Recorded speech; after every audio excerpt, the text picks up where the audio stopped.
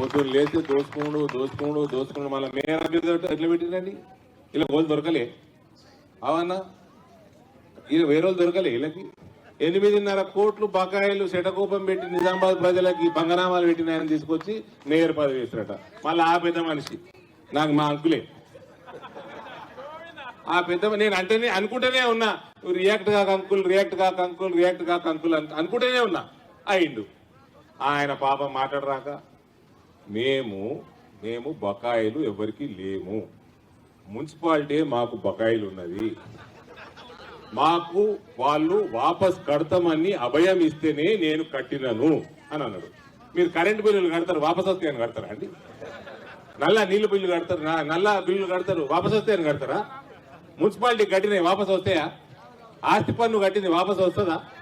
రాదు. అంటే ఇక రేపు మీరు చేతి గుర్తుకేస్తే ఆడ పొద్దున్నలేగానే మేయర్ కుర్చీలో కూర్చొని దోసుకున్నాడు, కట్టిన పైసలు వసూలు చేసుకున్నాడు. ఇదే కదా పని. ఎలక్షన్ల ఖర్చు పెట్టింది వాపస్ దోసుకున్నాడు, ఇదే కదా పనిగా. అర్థమైతే లేదా కుల్లా? ఇక ఈ కాంగ్రెస్ వానికి వేరే వాళ్ళు దొరకలే. నేను నరేందర్ రెడ్డి అంకుల్ ఎందుకు నిలబడ్డావు అనుకుంటాను ఏముంటారు రోజు. ఆడ కార్పొరేటర్ గెలుచుడు కష్టం 19వ వార్డులు. ఇప్పుడు ఉన్నది చెప్తున్నా కుల్లా. ఇప్పటికన్నా పైసలు ఏమో మిగిలించుకో, గమ్మని వెనుకకు. Don't waste good money behind bad money. Already నీ కట్టిన మనీ మిగిలినవి కూడా అవనే మిగులుతాయి. ఆడ 19వ డివిజన్ల కార్పొరేటర్ కూడా గెలుస్తలేరండి. 1 కాదు 2 కాదు 60% డిఫరెన్స్ ఉన్నది. 80% 85% మంది బీజేపీకి వేస్తున్నారు వార్డుల. దోసుకుందాం అన్న ఇట్లాంటి వాళ్ళు వస్తే ఇవాళ రేపు సోషల్ మీడియాలు ప్రజలకు అవగాహన ఎక్కువైపోయింది సార్. జాగ్రత్తగా, ఈ వయసులో ఇంత అవసరం లేకుండా మీకు. చెప్తేనేమో వినరు, ఇవేమో అంటేనేమో అననంటారు.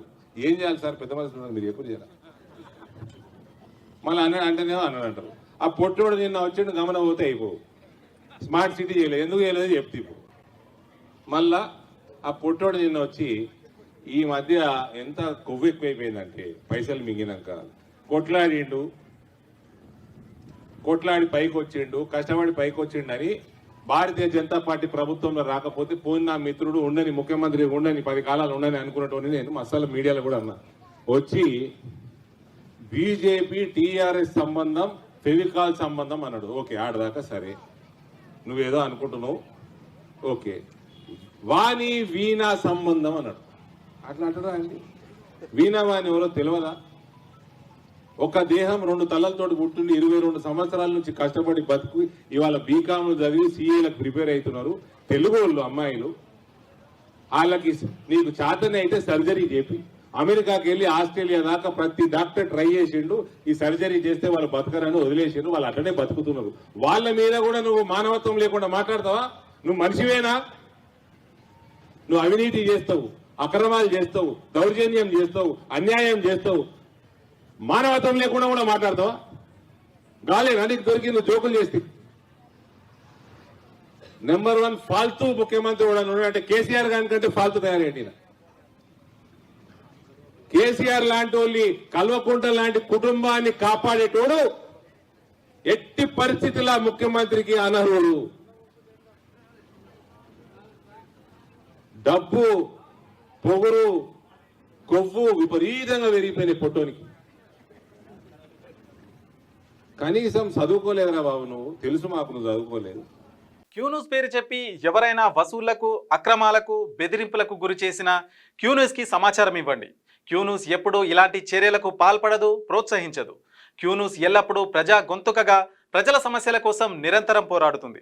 మీకు ఎలాంటి సమస్య ఉన్నా క్యూన్యూస్ని కాంటాక్ట్ అవ్వండి. సంప్రదించవలసిన ఫోన్ నెంబర్ 7569534968 8688926084.